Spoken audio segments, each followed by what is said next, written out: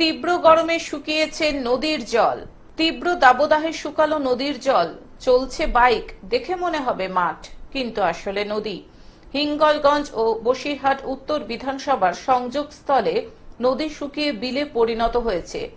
ক্ষতিগ্রস্ত মৎস্য চাষী থেকে শুরু করে প্রায় 50,000 মানুষ।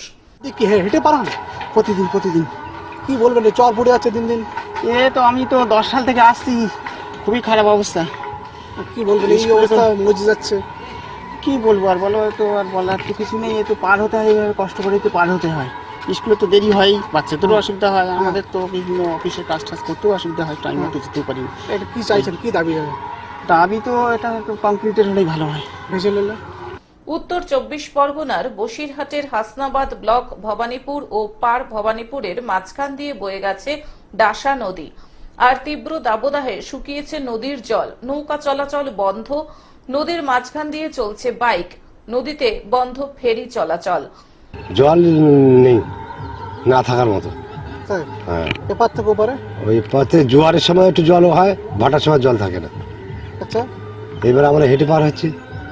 বাইক বাইকটাই ওরকম সময় সময় ঘুরিয়ে যাচ্ছে, পার হচ্ছে না এরকম ভাব। আর কি কি পারেন? বাইক সাইকেল ফাইকেল সব এইভাবে মানে পার হচ্ছে নদীর নদীর উপর দিয়ে।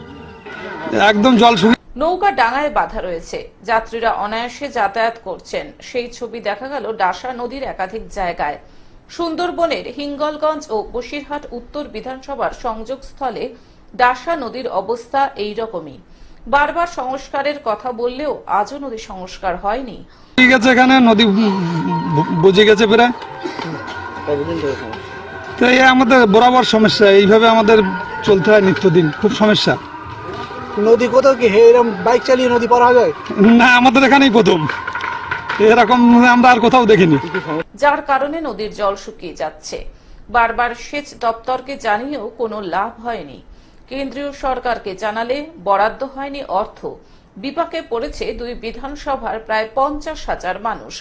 নদীতে মৎস্যজীবীরা মাছ ধরে জীবিকা অর্জন করত, সেই পথও বন্ধ হয়ে গেছে। রুচি রোজগার হারিয়ে পথে বসেছে।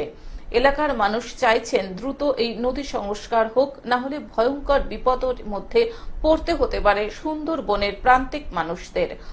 দেখুন, ওটা অ্যাকচুয়ালি শুলকুনি ঘাট বলে, দুটো পঞ্চায়েত নিয়ে। এপারে হচ্ছে মাখালগাছা গ্রাম পঞ্চায়েত, ওপারে হচ্ছে ভবানীপুর 1 নম্বর গ্রাম পঞ্চায়েত। ওটা নদীটা মজে গিয়েছে এবং ভাটার সময় মানুষ, আমরাও জানি যে ভাটার সময় মানুষ হেঁটে পার হয়। সংস্কার একদিকে হচ্ছে পলি তুলে সংস্কার করা, আর একদিকে হচ্ছে ওখানে একটা ব্রিজ বানিয়ে দেওয়া।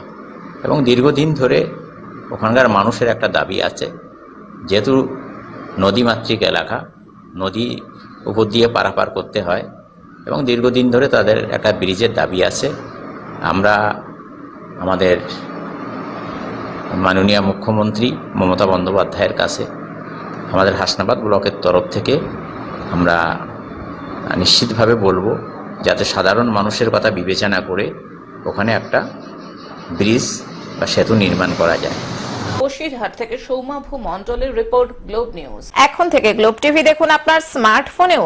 গুগল প্লে স্টোর অথবা অ্যাপল স্টোর থেকে ডাউনলোড করুন গ্লোব টিভি লাইভ অ্যাপ। এছাড়াও জিও টিভি অ্যাপ থেকেও দেখুন গ্লোব টিভি লাইভ।